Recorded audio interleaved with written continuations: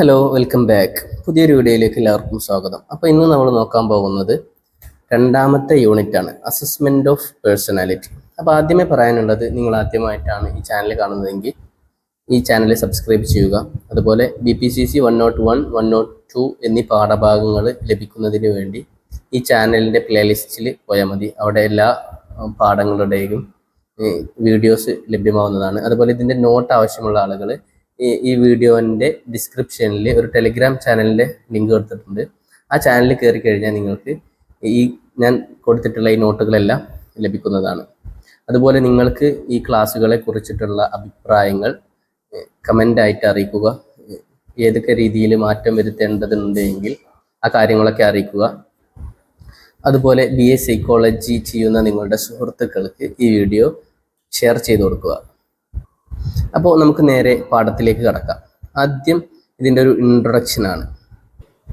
അപ്പോൾ ഈ പാഠത്തിൽ പറയാൻ പോകുന്നത് എന്താണ് പേഴ്സണാലിറ്റി അസസ്മെൻറ്റ്, അതിൻ്റെ പ്രാധാന്യം എത്രത്തോളം ഉണ്ട്, പിന്നെ ഇത് അസസ് ചെയ്യുന്നതിന് വേണ്ടിയിട്ടുള്ള വ്യത്യസ്ത മെത്തേഡുകളുണ്ട്, അത് ഏതൊക്കെയാണ്, അതുപോലെ ഒരു സൈക്കോളജിക്കൽ അസസ്മെൻറ്റിന് വേണ്ടിയിട്ടുള്ള കാര്യങ്ങൾ, അതിൻ്റെ എത്തിക്സ് എന്തൊക്കെയാണ്, എന്തൊക്കെ കാര്യങ്ങളാണ് അതിൽ ശ്രദ്ധിക്കേണ്ടത്, ഒരു ഗുഡ് ടെസ്റ്റ് ആവണമെങ്കിൽ എന്തൊക്കെ കാര്യങ്ങൾ ശ്രദ്ധിക്കണം തുടങ്ങിയിട്ടുള്ള ഈ അസസ്മെൻറ്റുമായി ബന്ധപ്പെട്ടിട്ടുള്ള എല്ലാ കാര്യങ്ങളും ഈ യൂണിറ്റിലൂടെ നമ്മൾ ചർച്ച ചെയ്യുന്നുണ്ട്.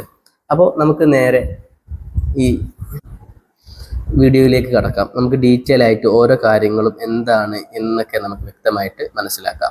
ആദ്യമായിട്ട് പറയാൻ പോകുന്നത് ഈ സൈക്കോളജിക്കൽ അസസ്മെൻറ്റ് എന്ന കൺസെപ്റ്റിനെ കുറിച്ചാണ്. അപ്പോൾ ഇതിൽ ആദ്യമായിട്ട് പറയാൻ പോകുന്നത് സൈക്കോളജിക്കൽ അസസ്മെൻറ്റ് എന്ന് പറഞ്ഞാൽ എന്താണ്.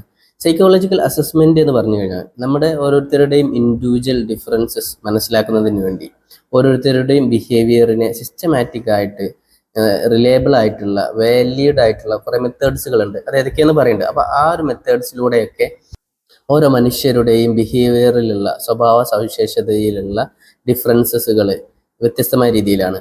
അപ്പോൾ അത് ഏതൊക്കെയാണ് എന്ന് കണ്ടുപിടിക്കലാണ് ഈ സൈക്കോളജിക്കൽ അസസ്മെൻറ്റ് എന്നതുകൊണ്ട് ഉദ്ദേശിക്കുന്നത്. അപ്പോൾ ഇത് എന്തിനാണ് നമ്മൾ ചെയ്യുന്നത്, ഇതിൻ്റെ ലക്ഷ്യം എന്താണ്?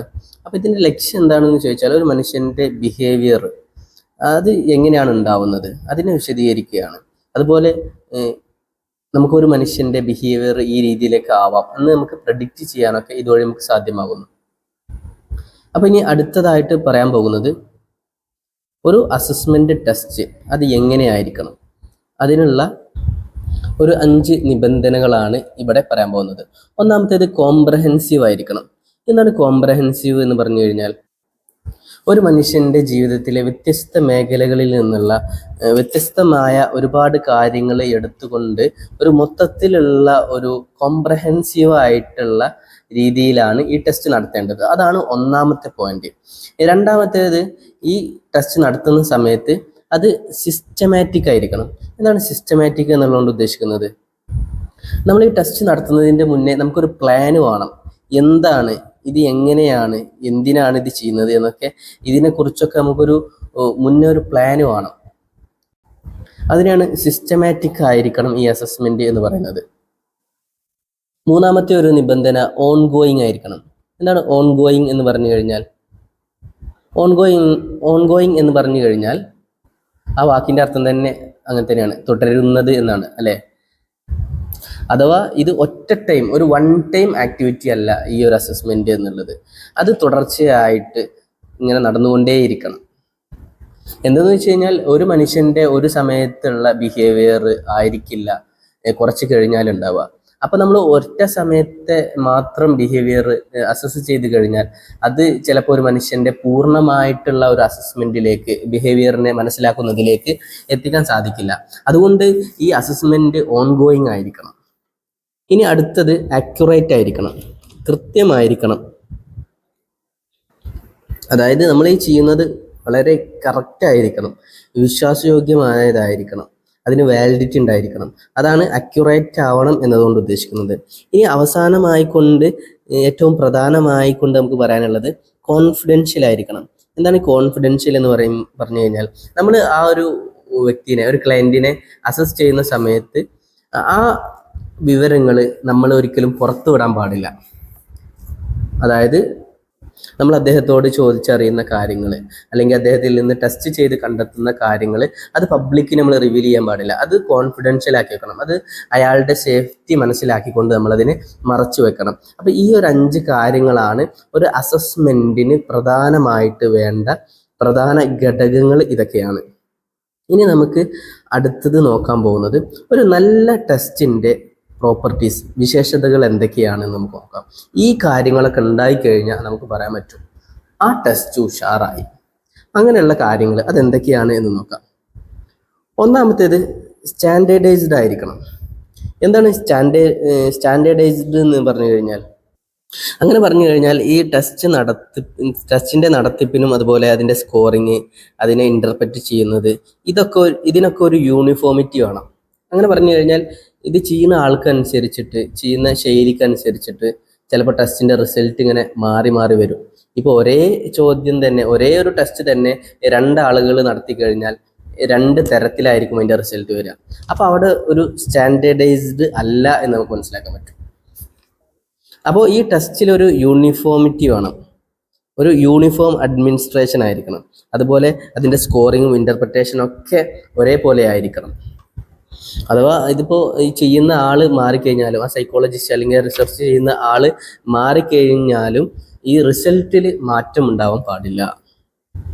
രണ്ടാമത്തെ ഒരു കാര്യം, ഈ ഒരു ടെസ്റ്റിന് നോംസ് ഉണ്ടായിരിക്കണം.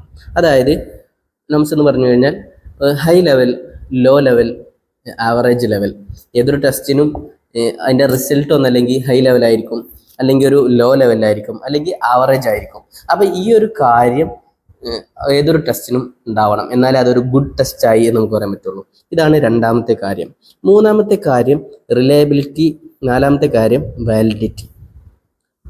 റിലയബിലിറ്റി എന്ന് പറഞ്ഞു കഴിഞ്ഞാൽ ആ കിട്ടുന്ന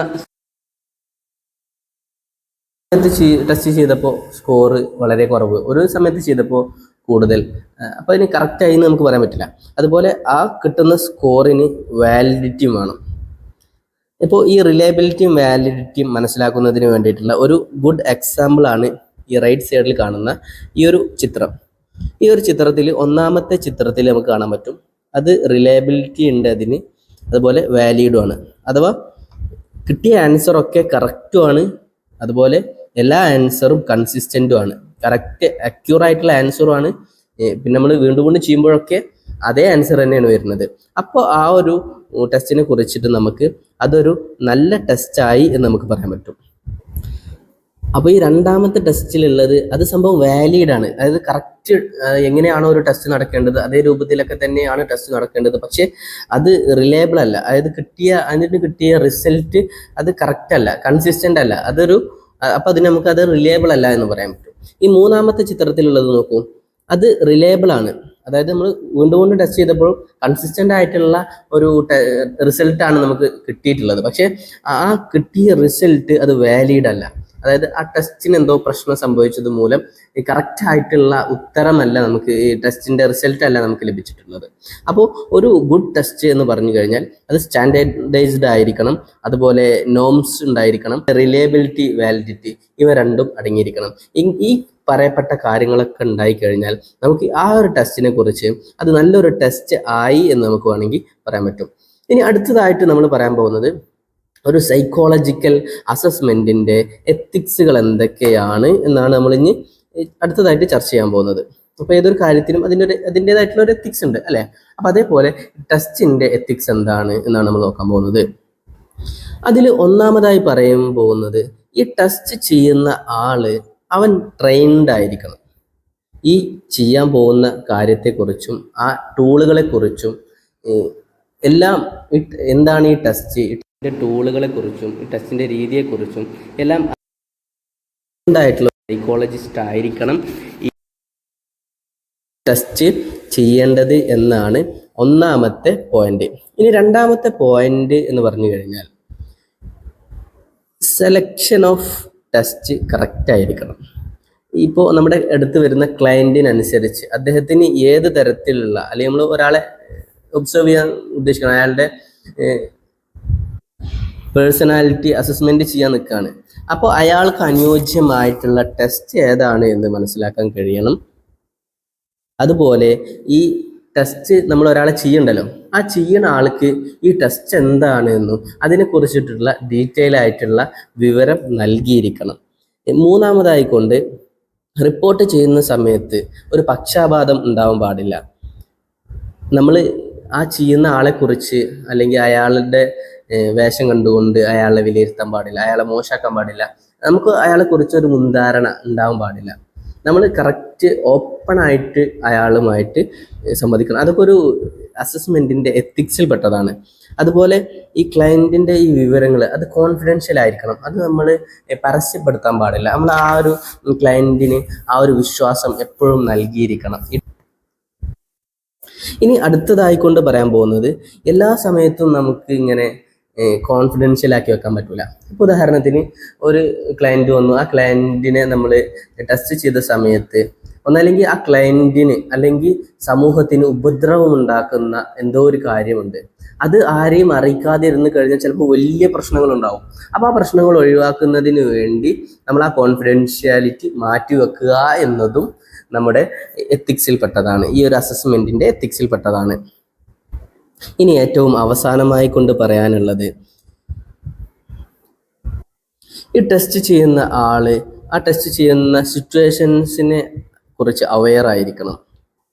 അതുപോലെ ഈ ടെസ്റ്റ് ചെയ്യുന്ന ആളുടെ കൾച്ചറൽ ബാക്ക്ഗ്രൗണ്ട് എന്താണ്, ഇതൊക്കെ അറിഞ്ഞിരിക്കണം. അപ്പോൾ നമുക്ക് അതിൻ്റെ ആ ടെസ്റ്റിൻ്റെ റിസൾട്ടുമായി ഇൻ്റർപ്രറ്റ് ചെയ്യുന്ന സമയത്ത് അവൻ്റെ കൾച്ചർ കൂടെ പരിഗണിച്ചിട്ടായിരിക്കണം നമ്മൾ ആ ടെസ്റ്റിൻ്റെ ഫൈനൽ റിസൾട്ടിലേക്ക് എത്തേണ്ടത്. ഇതും ഒരു സൈക്കോളജിക്കൽ അസസ്മെൻറ്റിൻ്റെ എത്തിക്സിൽ പെട്ട കാര്യമാണ്. അപ്പോൾ ഇത്രയും കാര്യങ്ങൾ ശ്രദ്ധിച്ചു കഴിഞ്ഞാൽ നല്ലൊരു ബ്യൂട്ടിഫുൾ ആയിട്ടുള്ള ഒരു അസസ്മെൻറ്റ് നമുക്ക് കാഴ്ചവെക്കാൻ സാധിക്കുന്നതാണ്. അപ്പോൾ ബാക്കി കാര്യങ്ങൾ നമുക്ക് പാർട്ട് 2-ൽ ചർച്ച ചെയ്യാം, അല്ലെങ്കിൽ വീഡിയോയുടെ ലെങ്ത് ഒരുപാട് കൂടി പോകുന്നതാണ്. Thank you.